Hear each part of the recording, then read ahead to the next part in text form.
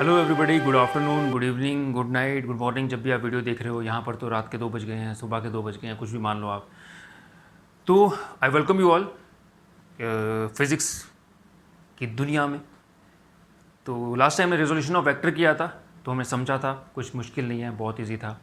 बहुत easy concepts हैं, मतलब अगर आप समझ जाएंगे तो बहुत ईजी चीज़ है। और आज हम स्टार्ट करेंगे यूनिट वेक्टर, उसके साथ साथ कार्टेशियन फॉर्म ऑफ वेक्टर भी थोड़ा पढ़ लेंगे, टाइम मिला तो। ठीक है, स्टार्ट। अच्छा हाँ, लास्ट टाइम मैंने क्वेश्चन करवाया था सर्कल वाला, उसमें magnitude of change in velocity निकालना था, तो उसमें सब हमारा बढ़िया हो गया था।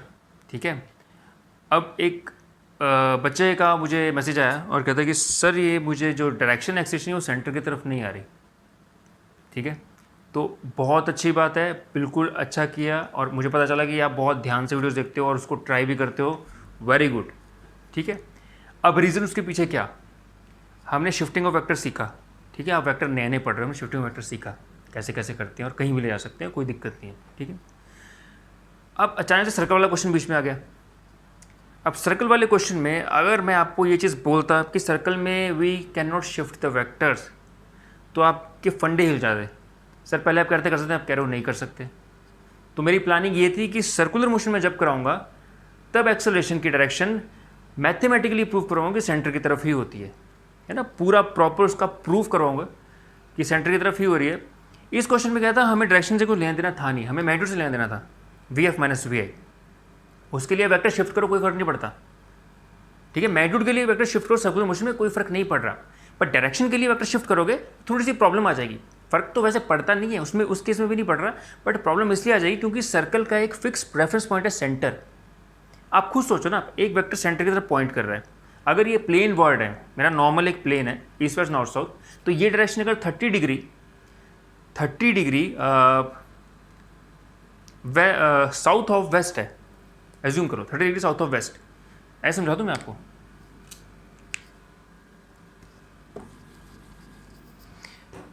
ये एक प्लेन है और मेरा एक वेक्टर है, ऐसा कुछ वेक्टर है,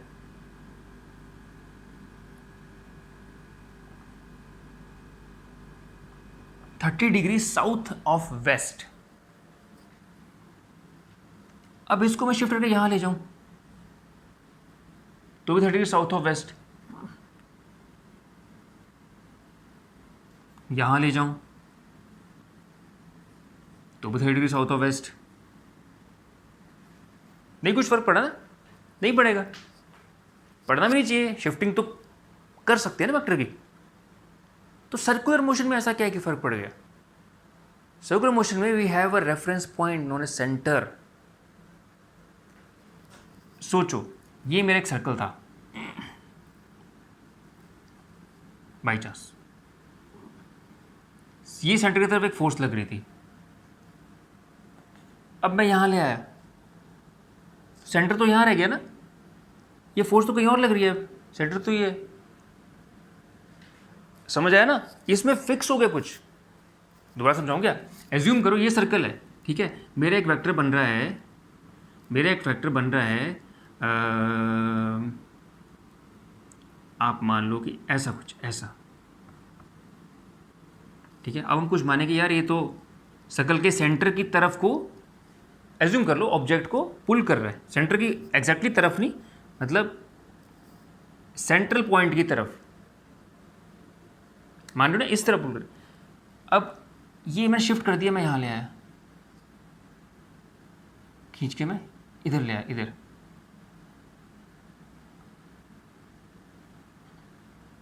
अब क्या बोलेंगे यार, तो बिल्कुल सेंटर पे जा रहा है, सेंटर पे नहीं जा रहा था, अभी सेंटर पे जा रहा है। समझ लो शिफ्टिंग क्यों नहीं इसमें फिजिबल लगती, क्यों नहीं लगती फिजिबल, मतलब क्यों लगता है कि शिफ्टिंग करके हमने गलती कर दी, क्योंकि इसमें रेफरेंस पॉइंट फिक्स हो गया। ठीक है ना, अब ये चीज़ मैं आपको लास्ट अगर उसी टाइम समझाता, हमने शिफ्टिंग पढ़ी है, नहीं मैं बता रहा नहीं इसमें शिफ्ट नहीं कर सकते। अब लोग सर सही से बताओ, कर सकते नहीं कर सकते, कहाँ कर सकते, कहाँ नहीं कर सकते। तो इसके लिए हमें मैग्नीट्यूड चाहिए था, मैंने सीधा वेक्टर शिफ्ट किया, मैग्नीट्यूड निकल गया और डायरेक्शन सेंटर की तरफ आएगी ही, वो तो पक्का आएगी, हम आगे देखें पक्का आने वाली। तो मैंने बोला सेंटर की तरफ है, लेकिन बहुत अच्छा लगा कि आप लोग इतनी ध्यान से देख रहे हो और हर चीज़ ट्राई कर रहे हो कि आपने ये भी बोला कि सर सेंटर पे की तरफ नहीं आ रही, और आपने सही बोला, ठीक है।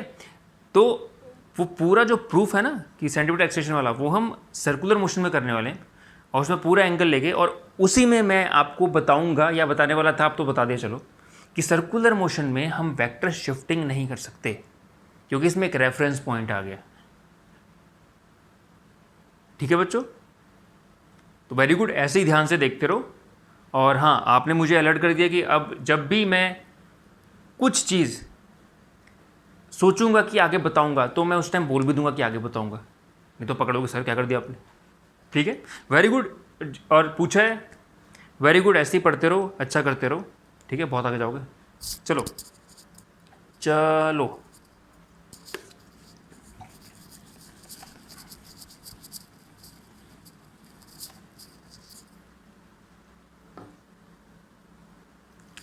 आज हम पढ़ेंगे unit vectors. What are unit vectors? Unit vector क्या होते हैं, थोड़ा पढ़ा था हमने जब हमने स्टार्टिंग किया था वेक्टर्स का। Those vector which have magnitude is equal to 1 and direction. इसका मैग्नीट्यूड 1 हो, अब वेक्टर डायरेक्शन तो होगी, ठीक है। तो ऐसे वेक्टर जिनका मैग्नीट्यूड इज 1 और एक डायरेक्शन हो, उसे हम यूनिट वेक्टर बोलेंगे, ठीक है।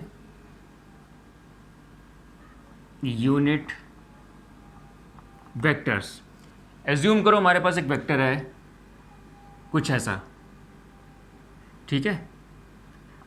इसको मान लो आप ए वेक्टर, ठीक है। अब मैंने क्या बोला था, एक वेक्टर जो रिप्रेजेंट करते हैं हम हेड और टेल के साथ, तो जो उसकी लेंथ क्या रिप्रेजेंट करती है, कुछ पता है आपको? Magnitude. Length represent magnitude, and arrow वो क्या रिप्रेजेंट करता है? डायरेक्शन, है ना। Head represents direction and tail represents length of tail, magnitude. अब मुझे अगर यूनिट वेक्टर चाहिए, एज्यूम करो मुझे एक ही डायरेक्शन में यूनिट वेक्टर चाहिए, डायरेक्शन एक ही होनी चाहिए बट मैग्नीट्यूड 1, तो मैं ये कर सकता हूँ कि यहाँ से मैंने 1 यूनिट का एक लेंथ कट करी, डायरेक्शन एक ही रखूँ ऐसे, तो ये छोटा सा क्या हो गया, यूनिट वेक्टर। लिख भी छोटा दिया यूनिट वेक्टर लिखा है मैंने, यूनिट वेक्टर अलोंग ए की तरफ ये वेक्टर हुआ, जिसको मैं यूनिट वेक्टर बोलूँगा, क्योंकि इसका मैग्नीट्यूड 1 है। ये पूरा यूनिट वेक्टर नहीं था, क्योंकि इसका कुछ मैग्नीट्यूड था, तो इसी की डायरेक्शन में 1 यूनिट मैग्नीट्यूड का वेक्टर होगा, that would be unit vector. ठीक है बच्चों, अब यूनिट वेक्टर का काम क्या होता है? Only to give direction.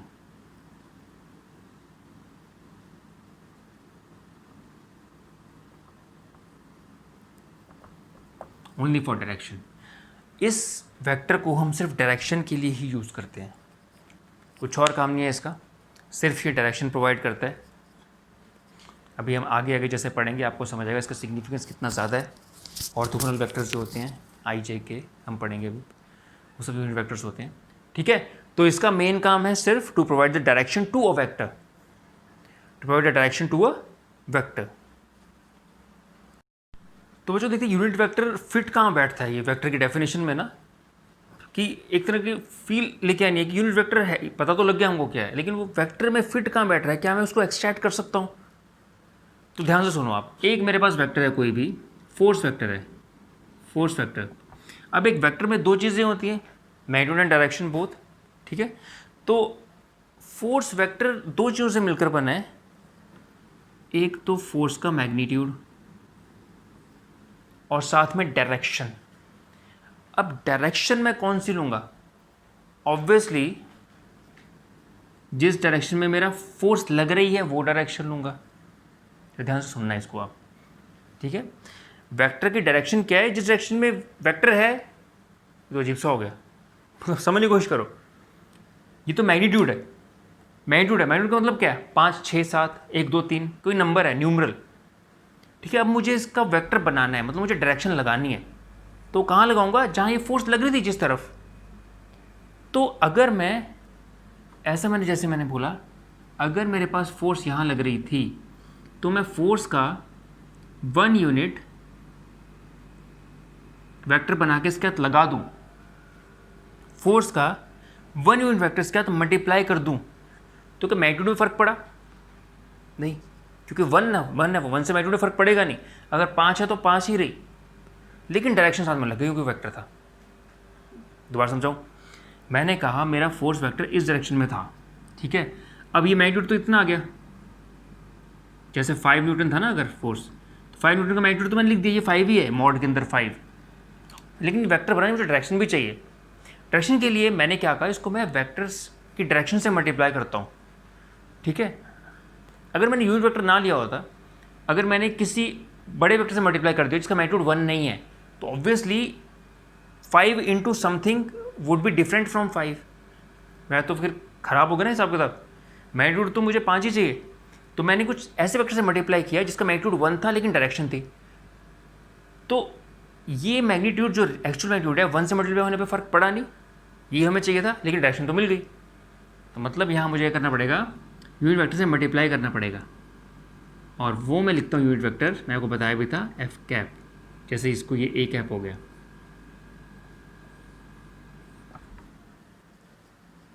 समझो क्या पता चला हमें मुझे ये पता चला कि मुझे फोर्स को लिखना था, रिप्रेजेंट करना था, एक वेक्टर फॉर्म है फोर्स, वेक्टर क्वांटिटी है, तो मैग्नीट्यूड लिखूंगा, साथ में उसको उस वेक्टर से मल्टीप्लाई कर दूंगा जिसमें डायरेक्शन तो है बट मैग्नीट्यूड 1 है, ताकि जब वो मल्टीप्लाई हो तो मैग्नीट्यूड में फ़र्क ना पड़े और मेरा जो मैं फोर्स जिस मैग्नीट्यूड को लिखना चाहता हूँ वही फोर्स रह जाए। समझ आया? समझ आया बालको? समझ आया? एक और देख लो, एक और क्या देख लो, मतलब इसको जनरलाइज वे में जो हम लिखेंगे, दैट वुड बी कोई भी vector A is equal to magnitude of vector A into direction of vector A. इसको एज अ फॉर्मूला याद कर लो आप, जो मैंने कहा था ना कि कहाँ फिट बैठ रहा है यूनिट वेक्टर, कहाँ फिट बैठ रहा है वेक्टर की डेफिनेशन में, तो वो यहाँ फिट बैठ रहा है। समझाया बच्चों?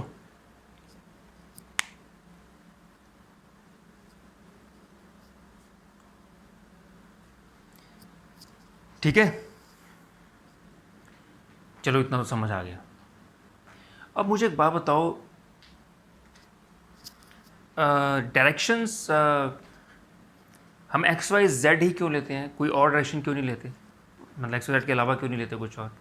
मुझे किसी पॉइंट को स्पेसिफाई करना है, तो या कोई मुझे मोमेंट दिखानी है, क्या वो तीनों डायरेक्शंस के अलावा किसी और डायरेक्शन की ज़रूरत है? समझे नहीं मैंने क्या बोला? मैंने कहा मुझे एक पॉइंट की मूवमेंट दिखानी है कि एक पॉइंट ऐसे मूव कर रहा है, तो क्या एक्स वाई जेड से काम चल जाएगा कि कोई और डायरेक्शन भी चाहिए? सर अगर ऊपर जा रहा हुआ तो वाई है, ऐसे आ रहा हो तो एक्स है, ऐसे जा रहा हो तो जेड है, सर बीच में जा रहा हो तो भी एक्स और वाई है, सर टेढ़ा जा रहा हो, ऐसे ऐसे ऐसे, मक्खी उड़ रही हो, अब बताओ सर, तो भी एक्स वाई जेड है। सोच के देखो, किसी भी मोशन को आप तीनों एक्सिस से ही डिफाइन कर सकते हो, तीनों एक्सिस पे ही वो आगे बढ़ेगा, आप बता सकते हो कैसे? एज्यूम कर लो कि आपका ये प्लेन है, एक्स वाई प्लेन, ठीक है, ऐसे ऑब्जेक्ट गया तो उसका एक्स चेंज हो रहा है और वाई चेंज हो रहा है, तो मैं एक्स और वाई से उसकी पोजीशन बता सकता हूँ कि वो किस पॉइंट पे, किस टाइम पे, किस पोजीशन पर है। कुछ एक डायरेक्शन की जरूरत ही नहीं, एक्स और वाई प्लेन में मूव कर रहा है तो एक्स और वाई से मैं सब बता सकता हूँ कैसे ही मूव कर रहा है वो, ऐसे ऐसे कुछ भी जा रहा है, बता दूंगा यार उसका एक्स वाई तो इतना था और एक्स उसका नेगेटिव में चला गया, यहाँ बता दूंगा उसका वाई नेगेटिव में चला गया, एक्स भी नेगेटिव में चला गया। समझ लो, एक प्लेनर मोशन को हम एक्स और वाई के कोऑर्डिनेट से आराम से डिफाइन कर सकते हैं, बहुत जल्दी डिफाइन कर सकते हैं। तो जेड की ज़रूरत कब पड़ी? जब एक प्लेनर मोशन नहीं हुई, जब प्लेन से बाहर आ गई चीज़। अब बी की फ्लाई की बात करो, ठीक है, नॉर्मल हमारी मोशन की बात करो, वैसे तो हम प्लेन में मूव कर रहे हैं, बट स्टिल अगर हम स्टेयर्स चढ़ते हैं, इस प्लेन को छोड़ देते हैं ना, फिर हम छोड़ देंगे नहीं। एक्स वाई जेड, अगर आप रूम में बैठे हो ना, रूम में बैठोगे ना, बगीचे में तो नहीं बैठे, चलो रूम में बैठो, रूम का कॉर्नर पकड़ लो मतलब देख लो, कॉर्नर पकड़, सर मैं तो कॉर्नर पकड़ रहा हूँ आज, कॉर्नर देखो, उसमें जो 3 लाइंस दिख रही हैं जाती हुई, वो एक्सिस है 3। अब बीच में आपका फ़ोन पड़ा हुआ है जिसमें आप या कंप्यूटर लैपटॉप पड़ा है, या हाथ ऊपर कर लो या पेन ऊपर कर लो, कुछ भी। अब इसको आप तीनों एक्सिस से इसको बता सकते हो कि ये कितनी कितनी किस किस पोजीशन पर है। मतलब इसकी पोजीशन डिफाइन करने के लिए 3 एक्सिस काफ़ी हैं। देखो यहाँ पे आया तो कुछ, अगर ये एक्सिस एक मानो तो कुछ एक्स एक्सिस की वैल्यू आएगी, एक्स की पोजीशन, कुछ वाई की पोजीशन होगी, कुछ जेड की पोजीशन होगी। नहीं समझा ना? देखो एज्यूम कर लो ये जेड एक्सिस है बाहर को, ठीक है। एक पॉइंट यहाँ पड़ा है, यहाँ। अब ये ओरिजिन है, यहाँ पड़ा है, ठीक है। एज्यूम कर लो। कैसे बताएं आपको हम? ये दिख रहा है आपको पॉइंट? हाँ, ये देखो बाहर है बोर्ड के, ठीक है। ये जो हाँ, ये जो है ये इसका एक्स कोऑर्डिनेट हो गया। ये एक्स कोऑर्डिनेट हो गया, एज्यूम करो 2 था, ठीक है। अभी बाहर था, बाहर देखो दोबारा बाहर ले आया। ये जो है ये इसका वाई हो गया 4। और ऐसे ही जेड, एक एक्सिस बाहर आ रही होगी, ऐसे हो गई, ऐसी एक्सिस आ रही होगी ना, ऐसी। और ये उसका जेड हो गया, पॉइंट यहाँ पर था। अरे कहाँ गया? एक्स, ये वाई, और ये बाहर को जेड। समझो, एज्यूम करो उसका कोऑर्डिनेट कुछ 5 हो गया, तो 2, 4, 5 से आपने उसके कोऑर्डिनेट बता दिए। एक्चुअली 3D नहीं, 3D में क्या समझो, आपको खुद इमेजिन करना पड़ेगा इसके लिए भाई, इमेजिन करना पड़ेगा उसके लिए। देखो कोई भी पॉइंट है, आपने 3 एक्सिस मानी, अब दिखेगा ही नहीं ना आपको। अगर तो लाइव क्लास होती तो बहुत अच्छे समझ आता, ठीक है। समझ आ रहा है? मैं सबको थोड़ा समझने की कोशिश करना कि कोई भी पॉइंट है, जैसे मैं दोबारा बताऊं मैं आपको, कोई पॉइंट यहाँ पड़ा था, यहाँ पर, ठीक है। अब ये एक्सिस है, तो ये इसका एक्स कोऑर्डिनेट हो गया, ये इसका वाई हो गया। यहाँ पड़ा है पॉइंट, यहाँ पे एक्स वाई, और ये बाहर को भी है, तो इसका जेड भी कुछ हो रहा होगा। ये जितना बाहर आया है उतना जेड। समझने की कोशिश करना, समझने की ना, फैक्टर है ये सब, थोड़ा इमेजिनेशन करनी पड़ती है आपको, इमेजिनेशन। तो किसी भी पॉइंट को हम कोऑर्डिनेट एक तीनों एक्सिस के से हम उसको डिफाइन कर सकते हैं। तीनों एक्सिस डिफाइन करते हैं, मतलब 3 डायरेक्शन के अलावा कोई और ज़रूरत नहीं है उसको हमें स्पेसिफाई करने की, उसकी पोजीशन बताने की, ठीक है। जैसे कि एक चीज़ और समझो, एक चीज़ और नहीं समझो, छोड़ो, ठीक है, और कन्फ्यूजन हो जाएगी, ठीक है। इसको सोच के देखना, जो मैंने बोला। देखो समझने की बात है इसलिए मैं समझा रहा हूँ, नहीं तो मैं बोल देता कि भाई 3 डायरेक्शन में सब कुछ वैसे हो जाता है, बस फिर सोचते थे कैसे होता है, ठीक है। तो थोड़ा इमेजिन करके देखना कि क्या कोई भी पॉइंट आपके रूम में तीनों एक्सिस से उसके कोऑर्डिनेट निकाल सकते हो आप। मतलब 3 एक्सिस के अलावा आपको कोई और डायरेक्शन चाहिए ही नहीं। तो बेसिकली वी हैव 3 डायरेक्शंस, जिससे हर एक पॉइंट की पोजीशन स्पेसिफाई हम कर सकते हैं। और इसी के लिए हमने 3 यूनिट वेक्टर डिफाइन किए हैं जो कि इन तीनों एक्सिस के अलोंग हैं, ठीक है। 3 यूनिट वेक्टर डिफाइन किए हैं जो तीनों एक्सिस के अलोंग हैं। अगर आपको थोड़ी समझने में दिक्कत हो रही है ना कि 3 ही डायरेक्शंस क्यों चाहिए, तो मत समझो। हाँ सच कह रहा हूँ, क्योंकि ये एक्चुअली अंडरस्टैंडिंग वाली बात है। मतलब अभी के लिए मत समझो, अभी यहाँ ध्यान देना आराम से, और आराम से सोचना कि मैंने क्या बोला, क्योंकि वो कोई यूज़ नहीं होने वाला। वो जो मतलब वो मैं समझाया है कि 3 डायरेक्शन से आपका सारे पॉइंट स्पेसिफाई हो जाते हैं स्पेस में, ठीक है। आगे बढ़ते हैं। तो इसके लिए हमने 3 डायरेक्शन में यूनिट वेक्टर डिफाइन किए हैं।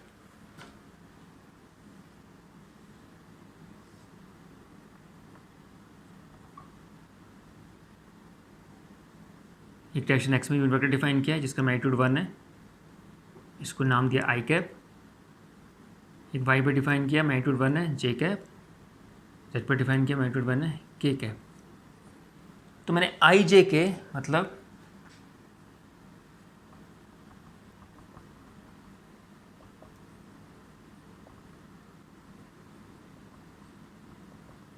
Unit vector along y axis j, unit vector along z axis k। ठीक है बच्चों, क्यों डिफाइन की तीनों के अलोंग? क्योंकि सारे के सारे वेक्टर हैं वो इसी से स्पेसिफाई हो जाएंगे। किसी वेक्टर की भी डायरेक्शन इससे हम इजीली निकाल सकते हैं, हमें सिर्फ 3 ही चाहिए। ठीक है, तो अब जैसे इनका इम्प्लीमेंटेशन किस तरह है, मतलब ये हम यूज़ कैसे करेंगे और मतलब क्या है आई जे के का, वेक्टर्स में क्यों आया है ये? तो इसलिए आया वेक्टर्स में कि हमारी स्टडी ऑफ वेक्टर्स थोड़ा इजी हो जाए। जैसे मैंने आपको बोला कि मैंने बोला मेरे पास है वेक्टर, एक वेक्टर ए है जिसका मैग्नीट्यूड 3 यूनिट्स है और जिसकी डायरेक्शन है ईस्ट की तरफ, ईस्टवर्ड्स। मैंने कहा वेक्टर है जिसका मैग्नीट्यूड 3 यूनिट है और जिसकी डायरेक्शन है ईस्ट की तरफ। या तो ऐसे लिखोगे आप या आप ऐसा कुछ बनाओगे, यूनिट्स लिख के इसकी तरफ एरो कर दोगे। ये यूनिट वेक्टर से हम बहुत इजीली वो वेक्टर डिफाइन कर सकते हैं, मतलब बेसिकली उसको रिप्रेजेंट कर सकते हैं। कैसे?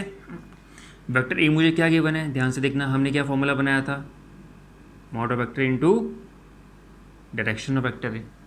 ठीक है, अब मॉड ऑफ वेक्टर ए क्या था, 3 यूनिट 3। अब उस वेक्टर की डायरेक्शन के अलोंग यूनिट वेक्टर अब ईस्ट की तरफ था, ईस्ट की तरफ ये एक्स एक्सिस है। ठीक है, एक्स को हमने इसकी तरफ माना, आई कैप है उस डायरेक्शन के अलोंग यूनिट वेक्टर। तो ए कैप को मैं क्या आई कैप लिख सकता हूं, क्योंकि वेक्टर एक्सिस के अलोंग ये गिवन है। ऑब्वियसली तो यूनिट वेक्टर आई कैप ही तो हो गया, ये तो डिफाइन किया हुआ हमने। 3 I cap vector A 3 I cap, बस मैंने 3 आई कैप लिखा और मुझे पता लग गया कि 3 मैग्नीट्यूड का वेक्टर एक्सिस के अलोंग है। समझा? मुझसे पूछा गया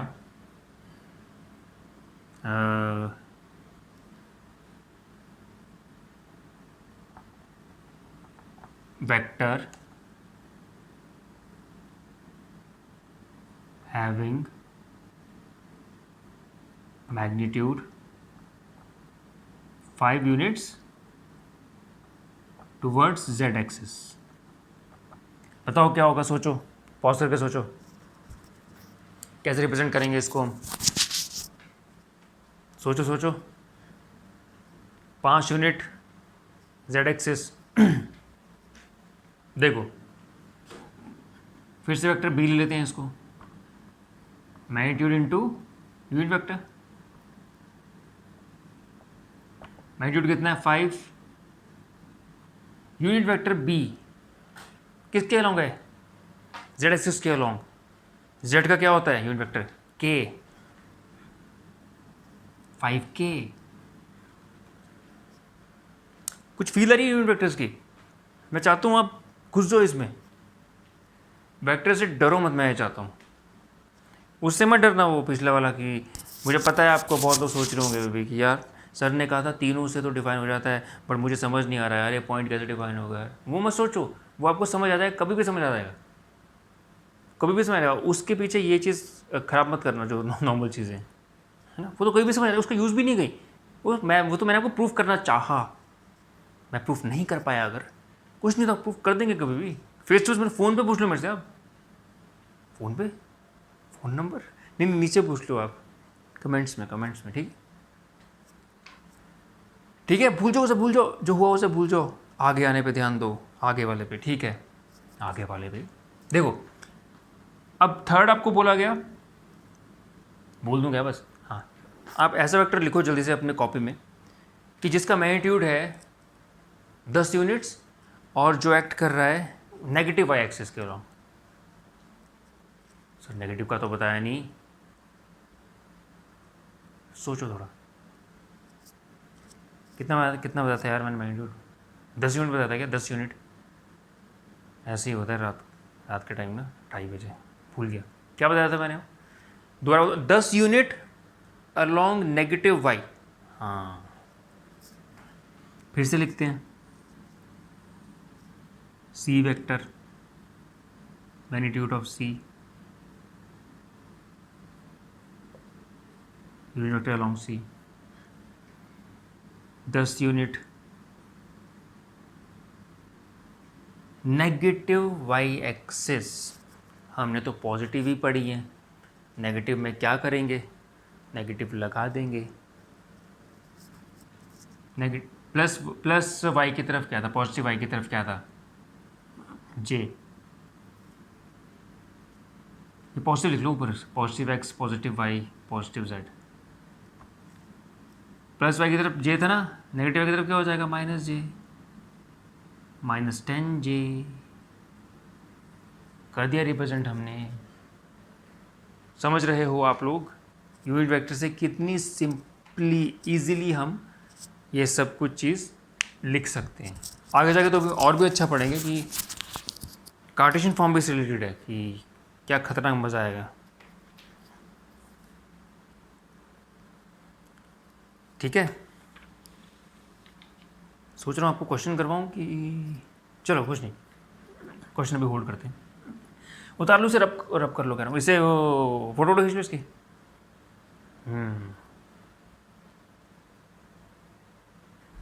खींच दी, रब करें, शाबाश।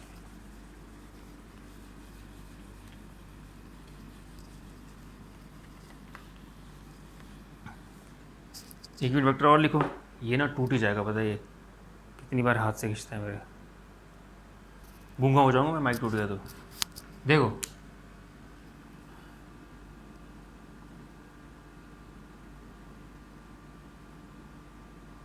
Right a vector having magnitude 6 units along x-axis, positive लगा लो, चलो positive axis, and 4 units along positive y axis. ये क्या हो गया, दो चीज़ें हो सकता है क्या वेक्टर ऐसा, अरे हो तो सकता ही है। देखो पहले हमें एक डायरेक्शन में दिया होता था, एक्स की तरफ, वाई की तरफ, जेड की तरफ। सिंपली हम क्या करते थे, मैग्नीट्यूड लिखते थे, साथ में वेक्टर चिपका देते। अब क्या करेंगे, कुछ नहीं, वही करेंगे। 6 यूनिट था, कोई चल वेक्टर डी, 6 यूनिट कहाँ था, अलॉन्ग एक्स एक्सिस, आई कैप, प्लस लगाओ बीच में। दो कंपोनेंट बता रहे हैं, तो वेक्टर एडिशन ही ना वो भी।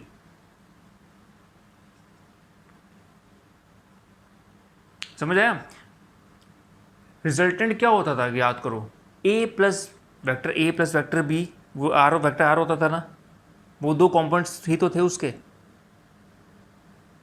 ये बोला सर परपेंडिकुलर तो है नहीं, परपेंडिकुलर कंपोनेंट्स अलग चीज़ है ना, एंगल 90 डिग्री तो उनको बोलते परपेंडिकुलर कंपोनेंट्स, 90 नहीं है तो कंपोनेंट बोल देंगे।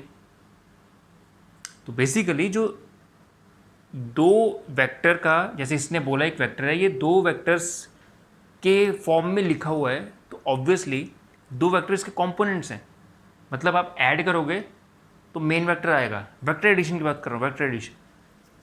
तो सिंपली क्या करना है, हमने जो एक कंपोनेंट दिया लिखा, प्लस किया, बीच में दूसरा कंपोनेंट 4 अलॉन्ग वाई एक्सिस जे, 6i + 4j, वेक्टर डी आ गया।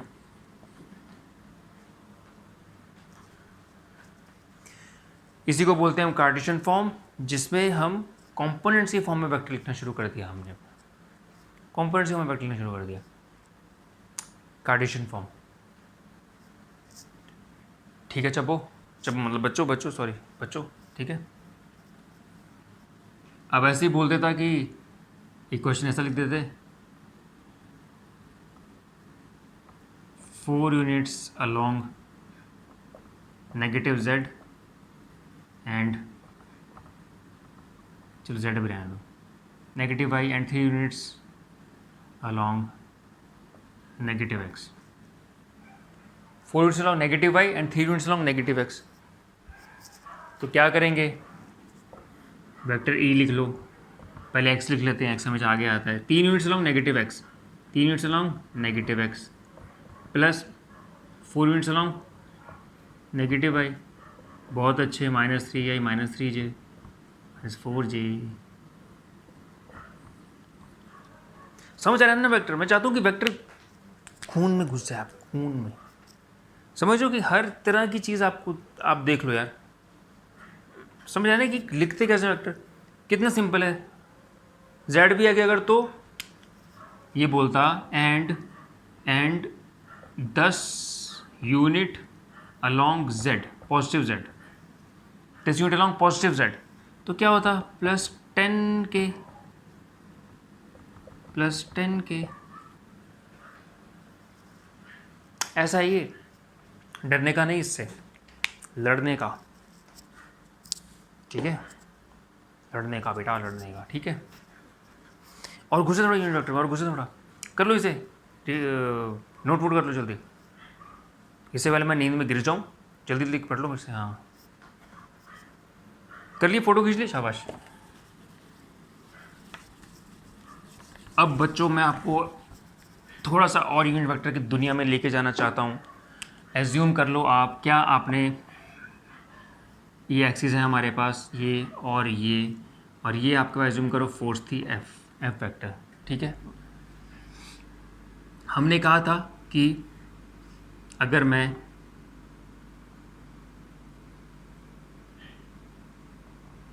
एफ एक्स और एफ वाई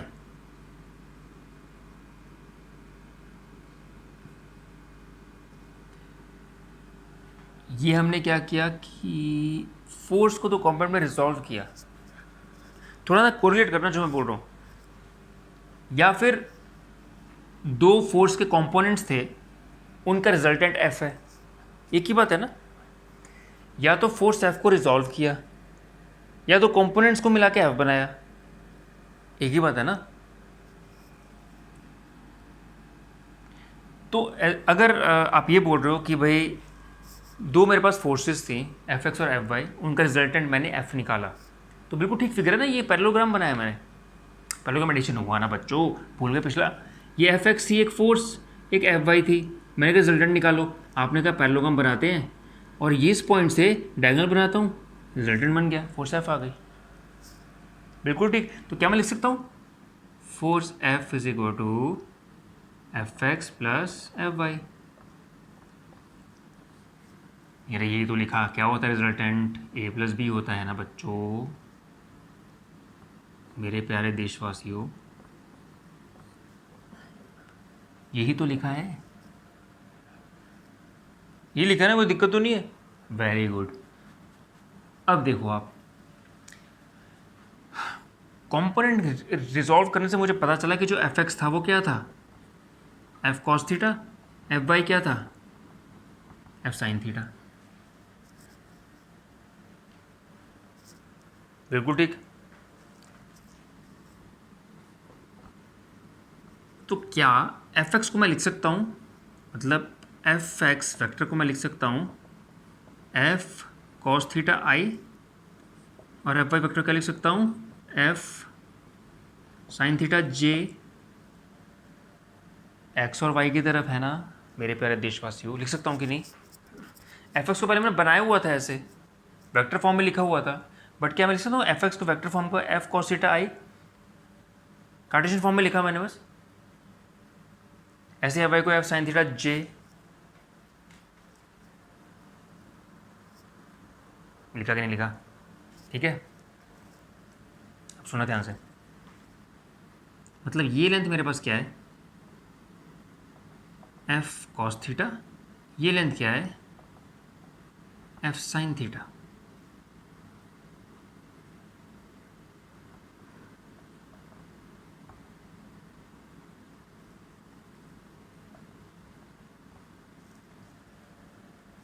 एक बार इनको करना, स्क्वायर करके ऐड करना, एक बार स्क्वायर करके ऐड करो एक बार, मतलब मैंने कहा एफ साइन थीटा को स्क्वायर करो और एफ कॉस थीटा को स्क्वायर करो, देखो और ऐड करो क्या आता है, F square sine square theta F square cos square theta F square sine square theta cos square theta F square.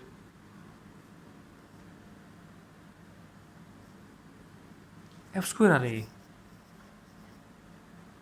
मतलब इसका स्क्वायर आ रहा है, मतलब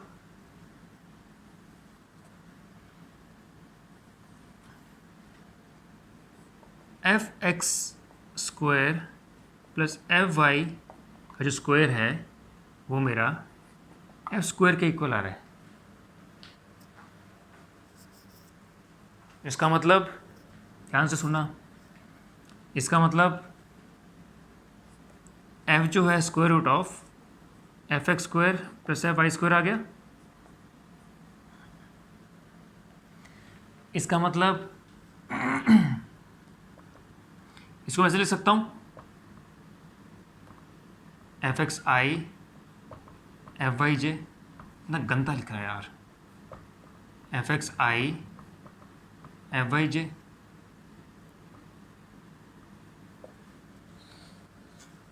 अरे लिख सकता हूँ ना, एफ एक्स तो मैग्नीट्यूड है ना और आई की तरफ है, एफ एक्स आई प्लस एफ वाई जे।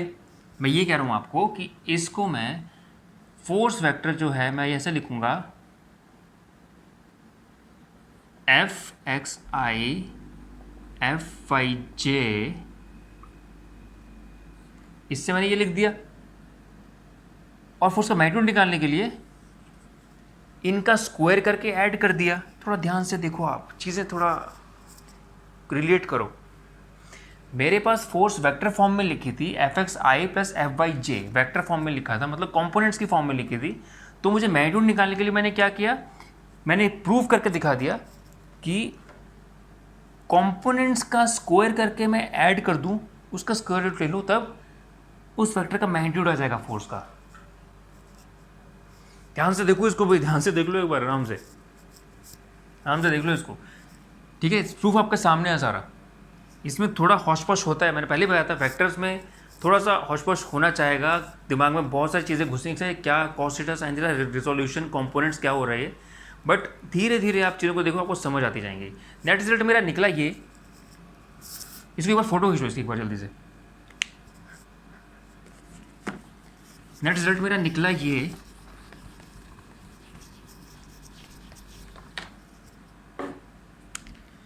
कि मेरे पास अगर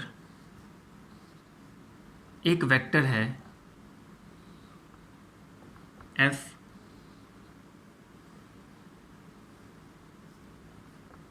और उसके कंपोनेंट्स गिवन है एफ एक्स आई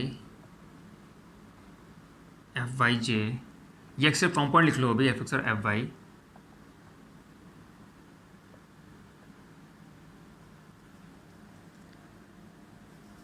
मतलब इसको मैं लिख सकता हूँ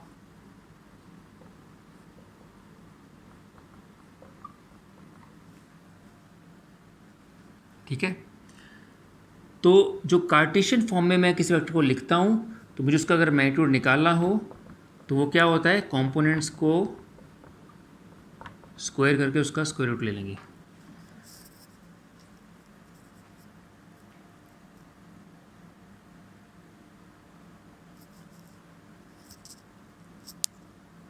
समझ आया? अब समझ आएगा, देखो अब समझ आएगा।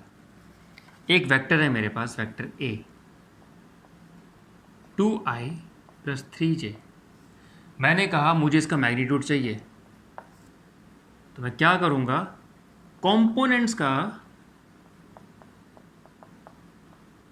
स्क्वायर लेके स्क्वायर रूट ले लूँगा। आ गया magnitude, 9 plus 4 13 square root of 13 आ गया का मैग्नीट्यूड। कुछ समझ आया? अब आया होगा ना। अब एक बार जो आपने फोटो खींची थी ना, या रिवाइंड करके देखो मैंने क्या बताया था लास्ट में, और क्यों मैंने वो प्रूफ करके बताया था। मैंने ये प्रूफ करने को बताया था कि if you have vector in a Cartesian form, then अगर हमको उसका मैग्नीट्यूड निकालना है, तब कंपोनेंट्स का स्क्वायर करके ऐड करके मैग्नीट्यूड आ जाएगा। एक एग्जांपल और लो, वेक्टर सी था मेरे पास 3i माइनस 4j। मैग्नीट्यूड कैसे निकालूंगा? 3 स्क्वायर। अब नेगेटिव जो पॉजिटिव है तो पॉजिटिव, नहीं तो नेगेटिव को नेगेटिव के साथ वाला कॉम्पोनेंट लो गया, बीच में हमेशा प्लस आएगा। और अगर ये -4j है ना तो इसको कंसिडर करोगे प्लस ऑफ -4j, समझ लो। बेसिकली हो तो प्लस ही जाना है। स्क्वायर रूट लोगे तो इसका मैग्नीट्यूड आ जाएगा 9 + 16 कितना होता है? 25, तो 5। तो अब समझ आए वो पहले हमने किया क्या था, जो ऐसा लिख के किया था। पहला हमने ये प्रूफ किया कि एक वेक्टर कार्टेशियन फॉर्म में लिखा हो, उसका मैग्नीट्यूड निकालने के लिए मुझे कंपोनेंट्स का स्क्वायर करके ऐड करना पड़ेगा। ये मैंने प्रूफ किया पिछली जो स्क्रीन थी, जो आपका जो पीछे में जो मैंने हॉटस्पॉट था, जो उसको अब मैं यूज़ कर रहा हूँ, ख़त्म बात। वो समझाने के लिए था। एक बार दोबारा जाकर समझना, आपको समझ आ जाएगा कि मैं क्या बोल रहा हूँ, ठीक है। सिमिलरली अगर आपके पास तीन हो वेक्टर है, तीनों कंपोनेंट हो, 3i + 4j + 3k, तो मैंने मॉड्यूलस निकालना हो, मॉड तीनों को स्क्वायर ऐड कर दो, 3 स्क्वायर + 4 स्क्वायर + 3 स्क्वायर मैग्नीट्यूड है।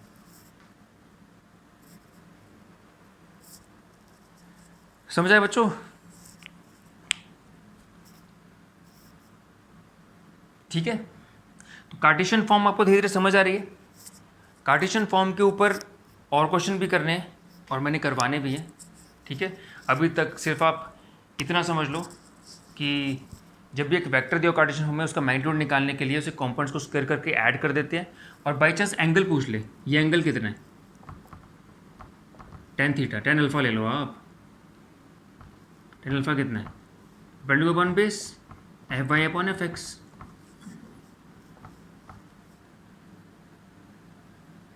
कई बार क्वेश्चन आता है ना कि ये वेक्टर एक्स एक्सिस से कितना एंगल बना रहा है। अगर तो पॉजिटिव कंपोनेंट्स हैं, दोनों इस साइड आ जाएंगे, कोई दिक्कत की बात नहीं। एक नेगेटिव कंपोनेंट हुआ, जैसे 3i - 4j, ध्यान से देखो, i तो पॉजिटिव है, 3 यहाँ पे, j नेगेटिव है, 4 यहाँ पे। लेंथ मैग्नीट्यूड की बात करूँ तो 4 नीचे हो गया, ठीक है। तो ऐसा और ऐसा, ठीक है, ठीक है बच्चों। तो इसकी फिगर ऐसा बन जाएगी, 3i - 4j की, 3 एक्सेस की तरफ पॉजिटिव, -4 मतलब -5 एक्सेस की तरफ 4 मैग्नीट्यूड, तो ऐसा बना, ठीक है। ये 4 हो गया और ये 3 हो गया। अब मुझे एंगल निकालना है, tan theta perpendicular upon base 4/3। tan theta कितना हो गया? 4/3, ठीक है। तो एंगल निकालने बहुत ईजी हो जाते हैं, कोई आपको फॉर्मूला याद नहीं करना, सिर्फ वेक्टर ड्रॉ करके देख लेने हैं। जैसे जल्दी जल्दी कुछ क्वेश्चन कर लें। एक है वेक्टर a = 3i + 4j, इसका मैग्नीट्यूड और एंगल निकालना है। तो मैग्नीट्यूड क्या हो जाएगा? 3 स्क्वायर + 4 स्क्वायर स्क्वायर रूट, ठीक है, विच इज इक्वल टू 5। और एंगल क्या हो जाएगा? अब बोला विद पॉजिटिव एक्स एक्सिस, तो क्या करेंगे? 3i कितना है? ये 3, और 4j कितना है? ये आपका 4, मैग्नीट्यूड 4 हो गया, मैग्नीट्यूड 3 हो गया, ठीक है। अब रिजल्टेंट ऐसा कुछ बनेगा, मतलब ये वेक्टर है मेरा, मेन वेक्टर तो ये है ना। तो अगर पॉजिटिव एक्सिस से एंगल निकालें, पॉजिटिव एक्स एक्सिस है ये, एंगल थीटा है, निकाल सकते हो tan theta. Perpendicular upon base, perpendicular कितना है? 4, बेस 3, ये 4 है, देखो 4, ठीक है। सेकंड आ जाए b -2i - 3j, तो मैग्नीट्यूड ऑफ b क्या हो जाएगा? पहले तो -2 स्क्वायर + -3 स्क्वायर, कितना हो जाएगा? 3, 9 और 4, 13। अब इसका एंगल निकालना है with positive x axis, -2i, minus axis की तरफ -2i है, ठीक है। इसको ऐसे लिख सकते हो ना आप, ऐसे लिखो ना, 2 - i + 3 - j, ऐसा लिख सकते हो ना डायरेक्शन देखने के लिए। तो ये 2 हो गया, ठीक है, और 3 हो गया इस साइड, ठीक है। तो रिजल्टेंट कहाँ आएगा? ऐसा कुछ आएगा रिजल्टेंट। तो ये थीटा निकाल लो, कोई भी थीटा निकालो। ये कितना हो गया tan theta, perpendicular upon base, perpendicular 3 है, बेस कितना है 2। ठीक है, तो angle with positive x axis ये ऐड करना पड़ेगा ना, यहाँ से एंगल मेजर करते हैं एंटी क्लॉकवाइज। तो टोटल एंगल कितना हो जाएगा, टोटल एंगल कितना हो जाएगा 180 प्लस tan इनवर्स 3/2। इन्वर्स अगर पढ़ा है तो इन्वर्स ठीक है, नहीं पढ़ा तो छोड़ो इसको भी। थीटा निकालने के लिए tan को वहाँ इन्वर्स कर देते जाके। ठीक है, ऐसा हो गया। ठीक है, नोट कर लो इसको, फोटो खींच लो।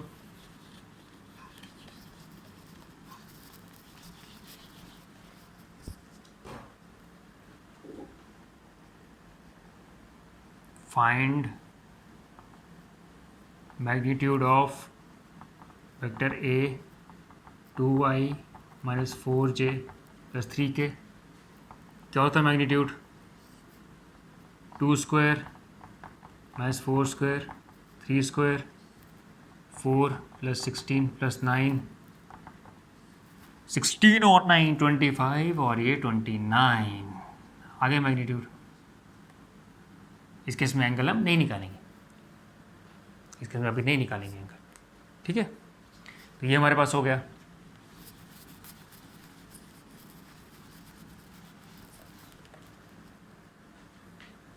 चलो एक चीज़ और देखो,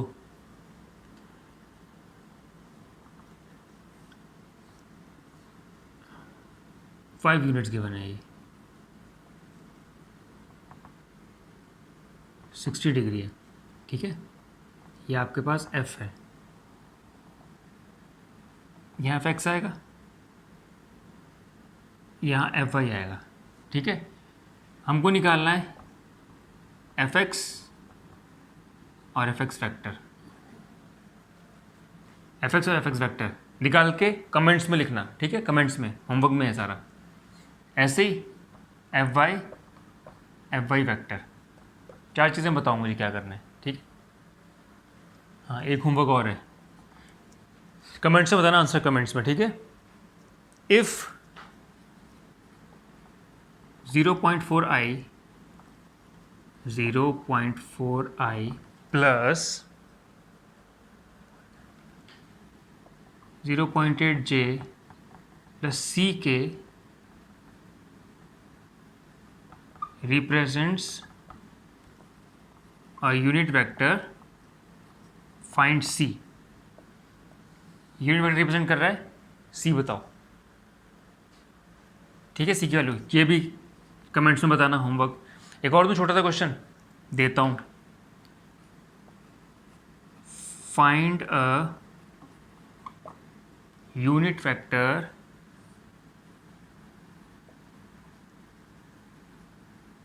having magnitude,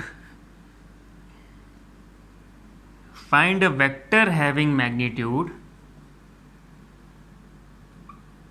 3 units and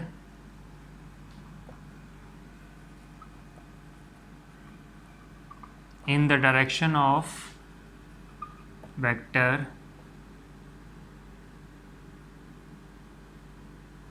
3i plus 4j। करना ऐसे क्वेश्चन करने हैं अभी हमने, एक्चुअली आज हो नहीं पाया सारा, ऐसे क्वेश्चन हमने करने हैं अभी। फिर भी आप ये ट्राई करो, इन तीनों के जवाब मुझे कमेंट्स में दे दो आप, बात बन जाएगी फिर।